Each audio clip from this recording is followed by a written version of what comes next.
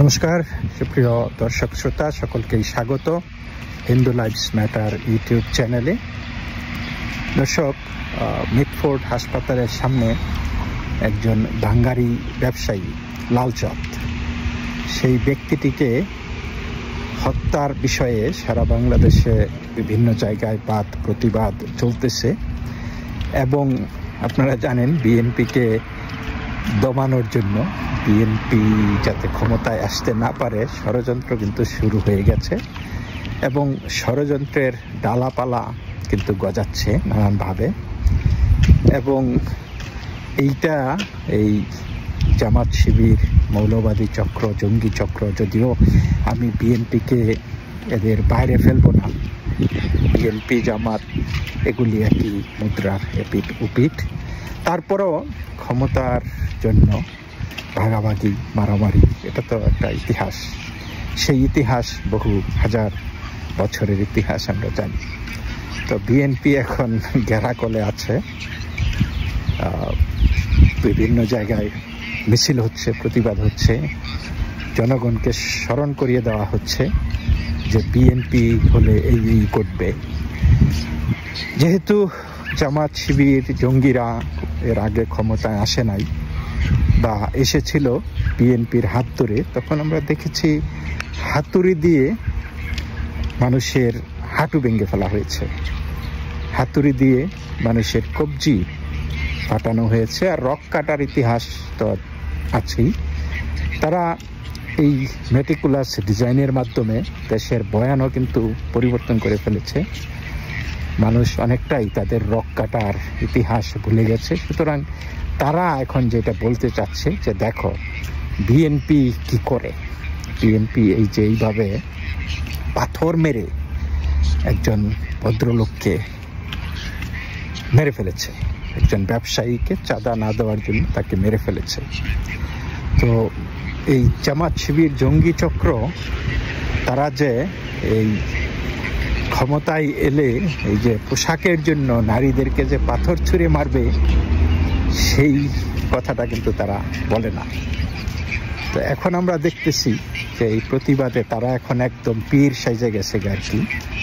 তারা মানে শান্ত সুশীল সাইজে গেছে এই মুহূর্তে জামাত জঙ্গিদের ভূমিকা, কিন্তু আবার মবও করে। কিন্তু সেই মবের দোষ আবার আমরা যদিও দেখি, যখন একটা মব ঘটে সেইখানে আমরা দেখি ন্যাশনাল ক্রিমিনাল পার্টি, জামাত, হেফাজতে ইসলাম, বিএনপি, মবের কিন্তু চরিত্র সবাই, সব মব, কিন্তু ফলাও করে প্রচারটা হয় শুধু বিএনপি বিএনপি বিএনপি বাস। তো এবং সবাই ওই একসাথে মব করলেও কিন্তু ঝাঁপায় পড়ে বিএনপির উপর এই ব্লেমটা দেওয়ার জন্য।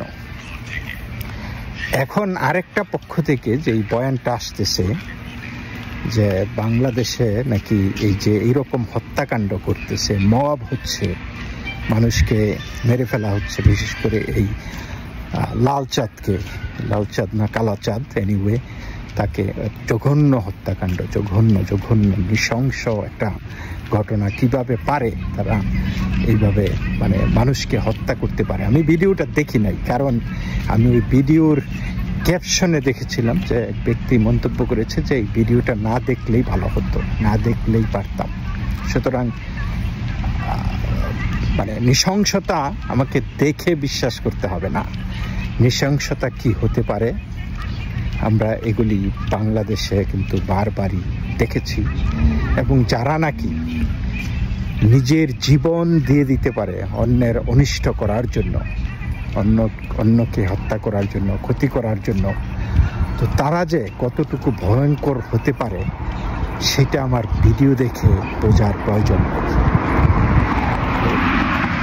তো এই মুহূর্তে কথাবার্তা হচ্ছে যে বাংলাদেশে নৈতিকতা এবং ধর্মীয় শিক্ষার অভাবে নাকি এই মব হচ্ছে, এই খুন খারাপি হচ্ছে, দেশের পরিস্থিতি খুবই ভয়াবহ। ঠিক আছে, সরকার স্বীকার করতেছে না, কারণ এই সরকার তো শান্তির সরকার। ইউনূস তো শান্তিতে নোবেল পাওয়া অশান্তির গডফাদার, তাই না? তো শান্তি, তিনি অশান্তি স্বীকার করবেন না, তিনি সব কিছুতেই শান্তি দেখবেন, শান্তি শান্তি শান্তি। তো এই শান্তির সরকার, তাদের বক্তব্য হয়েছে নৈতিকতা এবং ধর্মীয় শিক্ষার অবক্ষয়ের কারণে এই ঘটনাগুলি ঘটতেছে। আচ্ছা দর্শক, আপনাদেরকে প্রশ্ন করি, বাংলাদেশে কি ধর্মের অভাব হয়েছে? ধর্মের আকাল যাচ্ছে বাংলাদেশে? আমরা যদি চারিদিকে দেখি তাহলে কি দেখা যায়? ধর্মের কিন্তু সেই কালে আকাল থাকতে পারে। আমরা যখন বিশ্ববিদ্যালয়ে পড়ছি, আপনারা বিশ্বাস করবেন না, আমি যখন ঢাকা বিশ্ববিদ্যালয়ে পড়ি, মানে আমি কিন্তু আমার ক্লাসে একটা মেয়ে শুধু হিজাব পরা দেখতাম। আমরা কিন্তু ইন্টারন্যাশনাল রিলেশনসে পড়তাম আমি। তো আমি এই ছেলে এবং মেয়ে আমরা প্রায় সমান সমান ছিলাম। তা শুধুমাত্র একটা মেয়েকে আমি হিজাব পরা অবস্থায় দেখেছি ক্লাসে। আমার ঢাকা বিশ্ববিদ্যালয়ের অন্যান্য ডিপার্টমেন্ট, আমি তো এই বারান্দায় ঘুরে যেটা দেখেছি, আমি কিন্তু হিজাব বুরকা দেখি নাই। তা হিজাব বুরকা নিয়ে আমার কোনো সমস্যা নাই, কোনো সমস্যা নাই। আমার কথা হলো, যদি ধর্মের যেই অবক্ষয়ের কথা বলতেছি, ধর্মের আকাল থাকতে পারে সেই সময় যে ধর্ম মানুষ অভাব ছিল। এখন তো বাংলাদেশে ধর্মের অভাব নাই। আমি যদি খালি বুরকা আর হিজাব দিয়া পরিমাপ করি, তাহলেই তো আমি বুঝতে পারবো যে বাংলাদেশে এখন ধর্মে সয়লাভ হয়ে গেছে। কিন্তু সেই সময়কার এইরকম খুন খারাপি কি আপনারা কখনো শুনেছেন? এই যে চাঞ্চল্যকর হত্যা, মানুষকে প্রকাশ্যে মারধর করা, মানুষকে প্রকাশ্যে কেউ ধরলে মানুষ সেখানে আগায় আসতো। কিন্তু এখন দেখি মানুষ সেখানে আগায় না এসে উল্টা সেই মবের সাথে যুক্ত হয়, কারণ তাদেরও মানে এখানে কিছু দেখানোর আছে। তো এটা কি মানে আমি বলবো যে এটা তো ধর্মের অবক্ষয় না, এটা ধর্ম তো বাড়ছে। সমানে মানুষ ধার্মিকদেরকে চারিদিকে দেখা যায়। তো সৈয়দ ওয়ালিউল্লাহ তখন তার লাল সালু উপন্যাসে কিন্তু খুব আক্ষেপ করে বলেছিলেন যে আমাদের দেশে শস্যের চাইতে আগাছা বেশি, না ধর্মের আগাছা বেশি, শস্যের চাইতে টুপি বেশি, শস্যের চাইতে টুপি বেশি, ধর্মের আগাছা বেশি।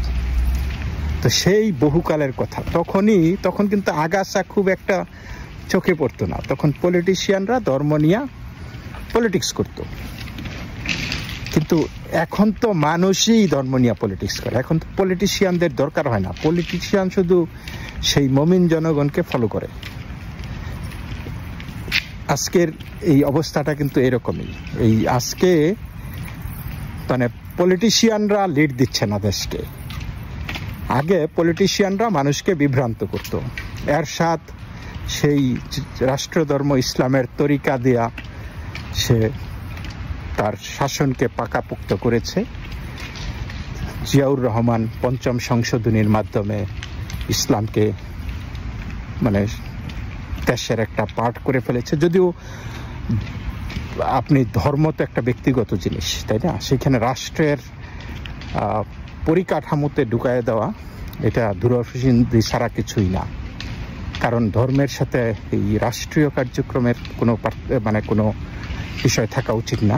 এনিওয়ে তারা সেটা করেছে, রাজাকারকে প্রধানমন্ত্রী বানিয়েছে। কিন্তু এরশাদ একবারে সেখানে ছাপ্পর টাপ্পর মারাইয়া মানে যত অকাজ কুকাজ আছে ওই লোক, মানে সে যে একজন বন্ড ধার্মিক, বক ধার্মিক, ধর্ম ব্যবসায়ী, এই জিনিসগুলি তো মানে বুঝতে রকেট সায়েন্টিস্ট হবার প্রয়োজন নাই।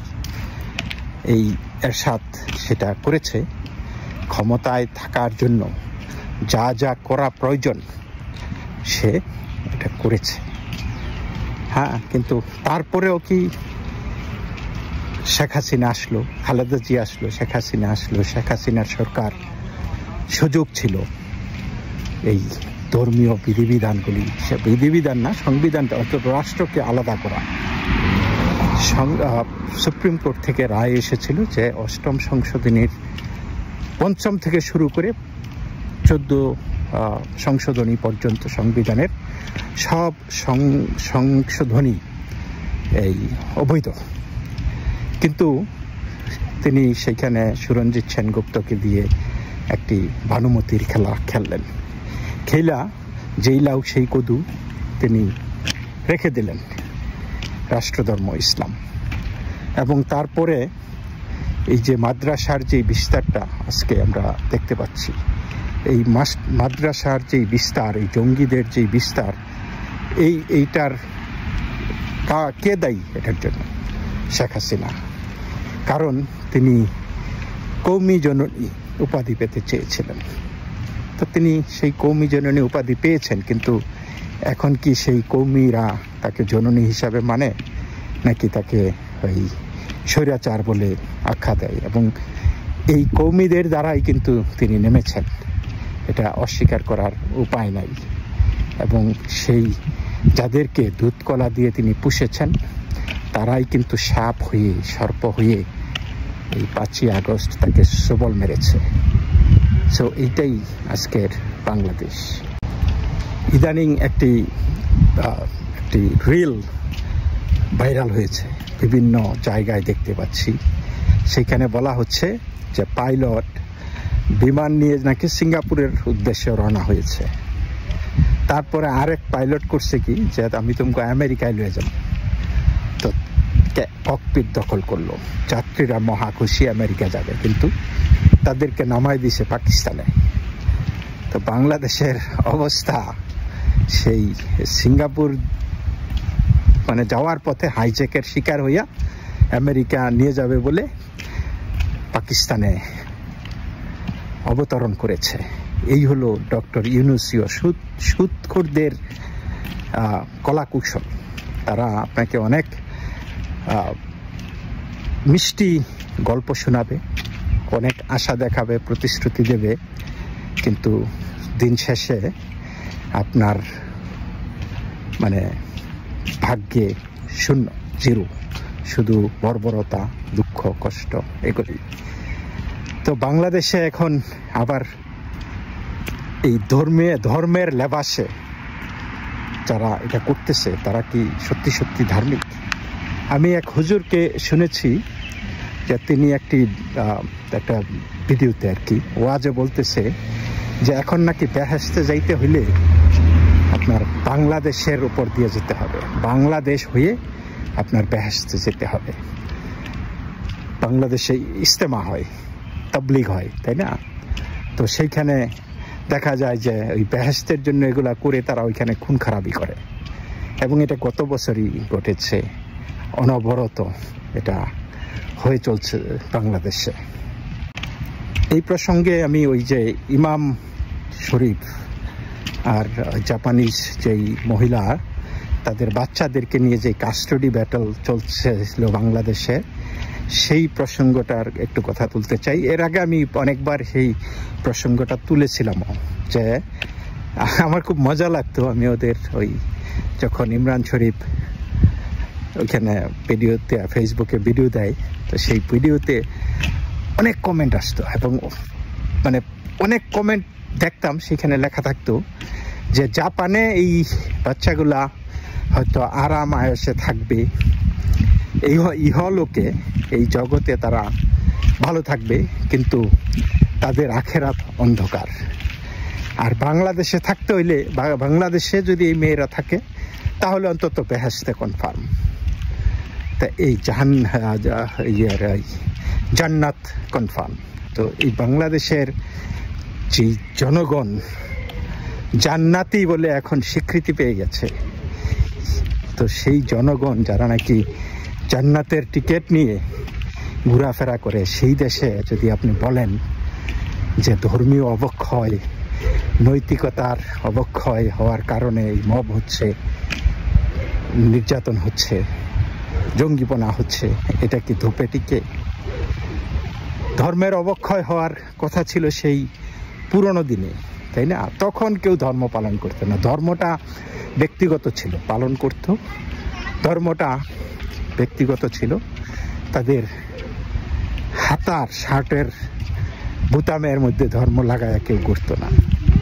তো এখন তো শুধু শার্টের বুতামে না, আপনার মাথায়, পায়ে, দাড়িতে, চারিদিকে ধর্ম, শুধু ধর্ম আর ধর্ম। তো সেই ধর্মের মধ্যে থেকে আপনি কি করে বলেন ধর্মের অবক্ষয়? ধর্মের তো অনেক উন্নতি হয়েছে, তাহলে কি ধর্মটাই ভুল? এই মানে যেটা আপনি, আমি জানি না, ধর্ম এক একজনের কাছে এক এক জিনিস। কারণ সঠিক ধর্ম আপনাকে সঠিক পথে পরিচালনা করার কথা। তো তখন যেই ঘটনাগুলি ঘটে নাই, যখন ধর্ম কেউ করতো না, আর এখন যেখানে আমরা দেখতেছি সবাই ধর্মের জিগির তুলতেছে, তাহলে এত অন্যায়, অবিচার, অত্যাচার, রাহাজানি, খুন, ধর্ষণ, কত কিছু হইতেছে। এই যে বসুন্ধরার মালিক আর এই যে আরেক মাইয়া নিয়ে অনেক মুখরোচক গল্প শোনা যাচ্ছে, তো এইগুলিও তো ধর্মের অবক্ষয়ের কারণে। মুদ্রা কথা হলো, বাংলাদেশে ধর্ম কমেনি, বরং ধর্মের বাড়ন্ত। কিন্তু যেই দেশে ধর্মের এত বাড়ন্ত, সেই দেশে সকল ক্ষেত্রে এই অবক্ষয় কেন হচ্ছে? সামাজিক, নৈতিক যত ধরনের প্যারামিটার আছে, সর্বক্ষেত্রে বাংলাদেশ অধপতনের দিকে যাচ্ছে। এটা কেমন কথা? আমাদের দিনে আমরা যখন ছোট ছিলাম, তখন তুলসীর মালা গলায় দেখতাম শুধুমাত্র সাধু সন্ন্যাসীদেরকে, বিধবা নারীদেরকে। এখন কিন্তু আমরা ছেলে বুড়ো সবার গলায় তুলসীর মালা দেখি, বিশেষ সনাতন ধর্মাবলম্বীদের। তো ধর্ম কি বেড়েছে, বা তারা কি শিখে ধর্ম করছে? বা এই যে টুপি, শস্যের চাইতে টুপি বেশি, নারীর প্রতি অসহনশীলতা, নারীকে অবজ্ঞা করা, এটা কি ধর্ম? সন্ত্রাস, সহিংসতা, গলা কাটা, ধর্ষণ, জঙ্গিবাদ, অন্য ধর্মাবলম্বীদের প্রতি অসহিষ্ণুতা, এটা কি ধর্ম? নিশ্চয়ই এটা ধর্ম হইতে পারে না। আমি বলবো যে আজকের এই মানুষের অবশ্যই নৈতিক অবক্ষয়, ধর্মের অবক্ষয় হয়নি, ধর্ম বেড়েছে। ধর্মকে যখন সঠিকভাবে প্রয়োগ করা না হয়, ধর্মকে যখন বেহেশতের চাবিকাঠি হিসাবে উন্মত্ত জনতা গ্রহণ করে, তখনই বিপত্তিটা হয়। এবং আজকে বিপত্তির মুখে বাংলাদেশ।